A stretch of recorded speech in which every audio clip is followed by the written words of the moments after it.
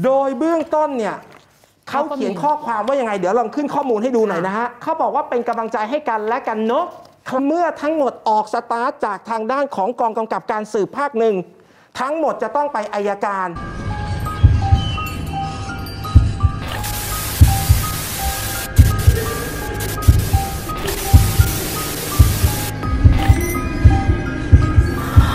Halo guys, welcome back to my channel. Perkenalkan nama aku Syira Antoinette dan hari ini kita akan kembali menguak kasus dari Tank Monida. Kemarin itu sempat konferensi pers dan kita melihat sedikit hal-hal yang udah bikin banyak netizen marah ya guys dari hasil penyidikan dari pihak kepolisian. Jadi hari ini aku mau update lagi tentang kasus ini karena ternyata masih ada kelanjutannya gitu guys. Jadi sebelumnya aku pingin menyimpulkan dari hasil kemarin ya guys, tanggal 26 April 2022, Kepolisian Nontaburi kan udah melakukan penyampaian di depan media massa terkait hasil penyelidikan kasus Tank Monida ini ya guys.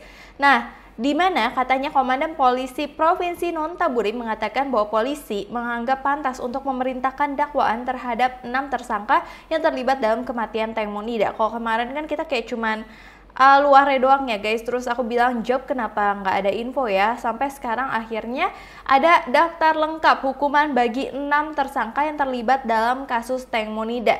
Jadi semua tuduhannya terhadap 6 tersangka itu akan aku bacain satu-satu guys. Dimana yang pertama, Por alias Tanupat Letar Wewit itu bertindak sembrono yang menyebabkan kematian orang lain. Kedua, dia mengemudikan perahu tanpa adanya SIM atau tanda-tanda surat-surat izin mengemudi untuk perahu tersebut. Terus 3, dia buang semua sampah atau bukti-bukti ke sungai. Terus keempat, dia memberikan sumpah palsu. Terus kelima, nama perahu tidak dalam karakter Thailand dan Barat di haluan perahu. Itu aku juga bingung ya guys, maksudnya kayak gimana. Terus dia juga gunakan perahu tanpa izin. Jadi tuduhannya ya kayak gitu guys. Sekali lagi ini kan memang ditetapkan sebagai kasus dari Tank Monida itu kecelakaan. Jadi tuduhannya tidak ada kasus pembunuhan sama sekali. Oke, kita next ke Robert. Robert alias Paibun Trekancanan bertindak sembrono yang menyebabkan kematian orang lain. Terus juga kedua, dia mengemudikan perahu tanpa izin mengemudi lagi ya guys.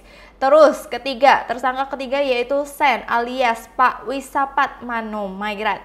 Nah, Sen itu satu tuduhan aja guys, dimana dia bertindak sembrono dan menyebabkan kematian orang lain karena dia kan yang diduga dia itu yang dipegang kakinya sama Temo sendiri gitu ya guys.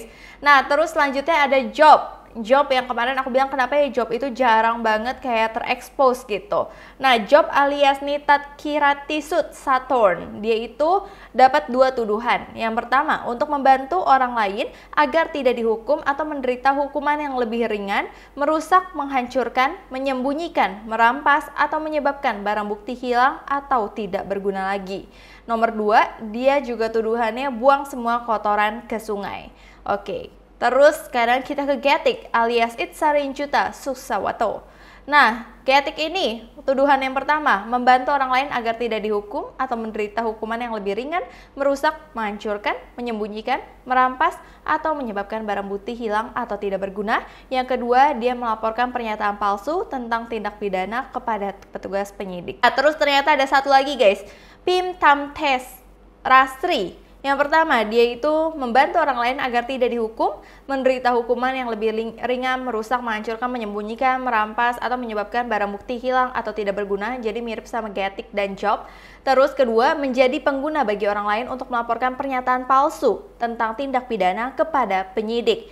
Lalu Letnan Jenderal Polisi Jirapat Pumcit, Komandan Polda Daerah 1 yang juga hadir dalam konferensi pers, menghimbau pihak untuk percaya aja pada kerja polisi guys. Mohon percaya pada pekerjaan polisi dan percaya pada proses peradilan, kata Letjen Pol Jirapat. เดินทางมาถึงที่กองกำกับการก่อน โดยทันทีที่มาถึงเจ้าตัวทำท่าก็คือไม่ทำท่าเขาคุยโทรศัพท์ไม่ได้ตอบคำ Oke, di sini kita bisa melihat ya guys, para terdakwa lagi diperiksa juga sama pihak kepolisian dan yang menyita perhatian netizen di mana Getik dan Sen datang bersamaan.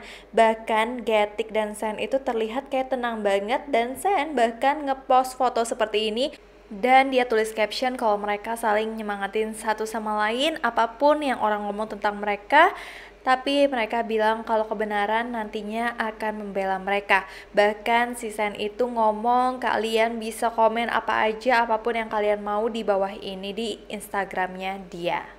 Tapi tetap aja isi komennya ternyata pada nggak ngebela dia, tapi malah pada ngehujat dia. Dia pun terlihat santai banget, wartawan itu mulai dia foto-foto dan terlihat matanya itu kayak senang banget.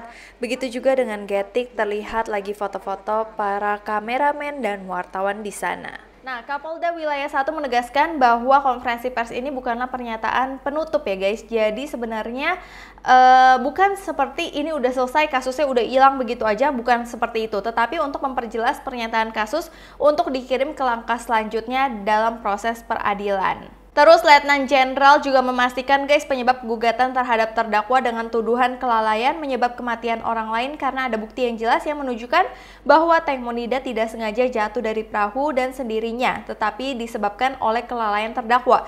Jadi sekali lagi ini soal kelalaian, bukan ada sesuatu perencanaan pembunuhan sama sekali ya guys. Bahkan Letjen Polji dapat ngomong, saya jamin itu kecelakaan. Banyak orang mungkin mengerti bahwa kecelakaan itu mungkin karena Teng Monida yang jatuh ke air itu sendiri. Saya mengkonfirmasi bahwa itu tidak. Kami punya bukti, kami yakin kami telah mengajukan gugatan bahwa seseorang telah melakukan kelalaian yang menyebabkan Teng Monida itu meninggal. Jadi aku tekankan lagi ini soal kelalaian. Nah, selama 1 jam kemarin mereka presentasi, polisi juga menampilkan video berdurasi 30 menit yang terdiri dari 3 bagian. Ada ringkasan penyidikan dari awal hingga sekarang dan tinjauan bukti dari pemeriksaan forensik.